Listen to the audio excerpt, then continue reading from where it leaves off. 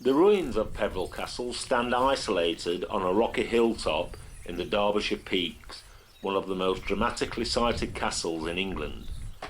Throughout its history from the 11th to the 16th century, Peveril Castle served as a base for the government of the local area, the Forest of the Peak. The town of Castleton, at the foot of the Castle Hill, was founded 100 years after the castle.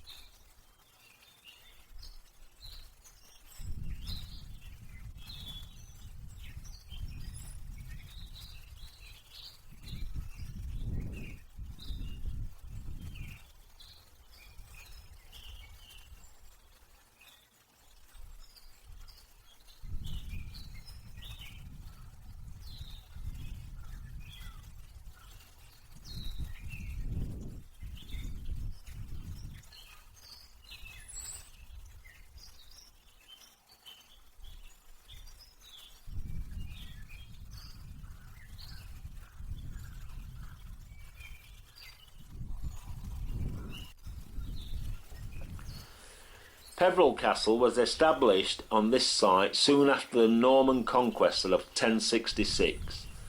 The castle stood on a high hill overlooking the Hope Valley and a deep cave, the Peak Cavern.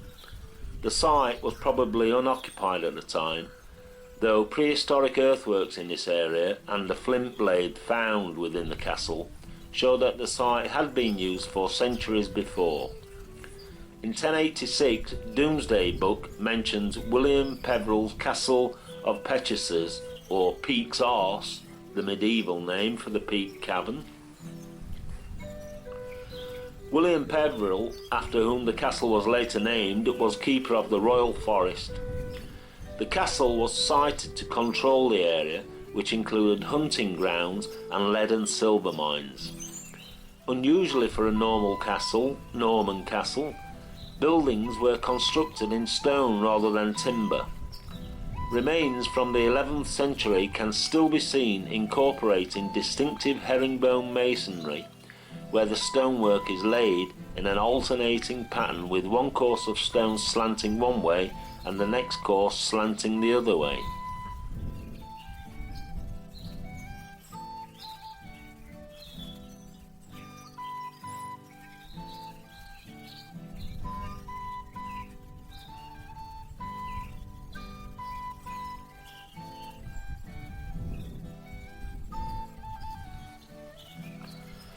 William's son forfeited the castle to King Henry II as a punishment for having fought in a war against the king's mother Matilda. It was Henry who added the keep in around 1174 and rebuilt some of the castle's other domestic buildings. The present entrance to the castle overlooking the new town was also built at this time. It was originally a back gateway only accessible on foot. The town of Castleton was laid out below the castle in the late 12th century by royal initiative. Though this is hard to detect today, the town's layout was planned inside a bank and ditch with a grid pattern of streets. The town contained a church still surviving and possibly a marketplace towards the foot of the hill. Castleton provided an important income for the castle's estate, including rents from townhouses and fees for grinding corn in the town's watermills.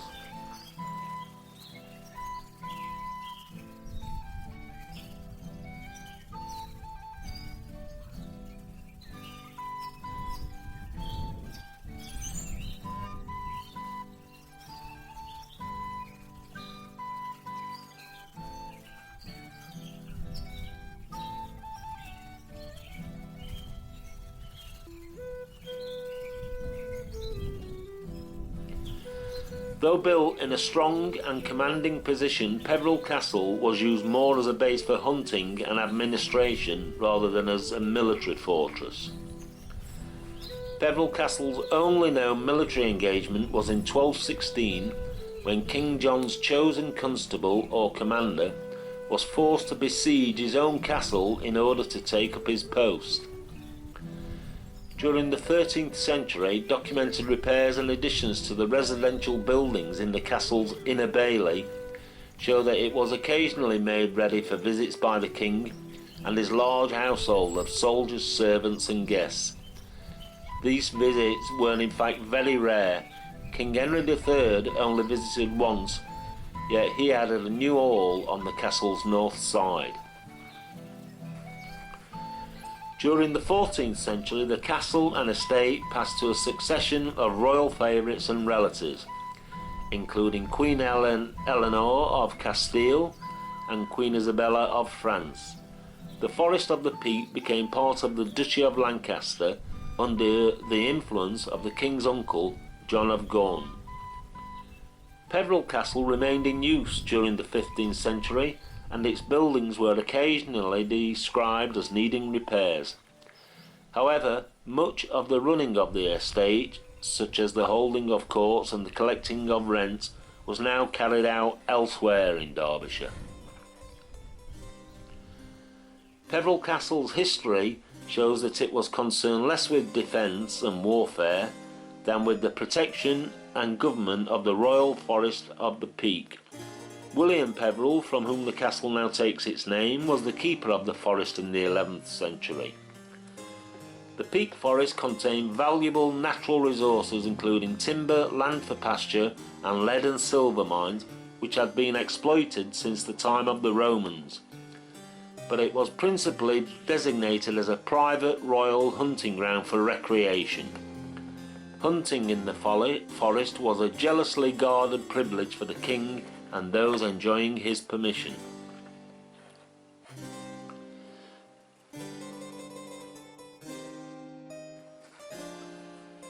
Peveril Castle was neglected and fell into disrepair in the 16th century. Few uses could be found for it, and its popularity was only revived centuries later when visitors were drawn by its historical associations and by the beauty of the ruin in its landscape.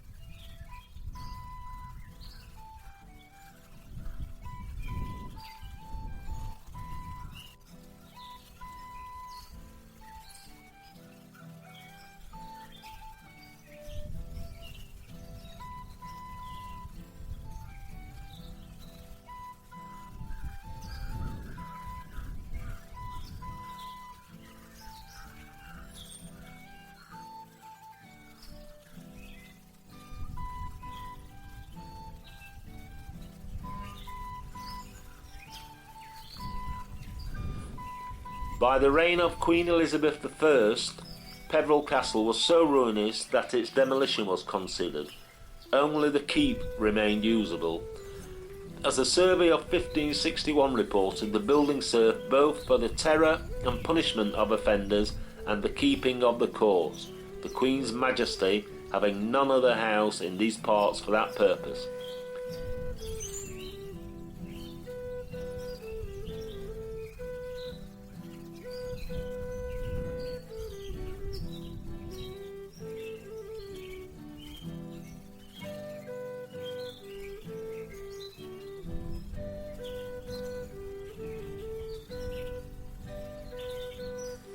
The bailey with its stone walls was used to impound strain cattle and livestock confiscated from tenants in debt.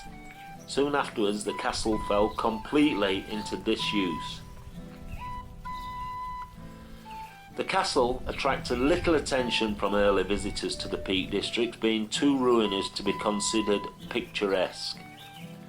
Interest in the site grew, however, after the publication in 1822 of Sir Walter Scott's historical novel Peveril of the Peak, although it was not actually set in the castle.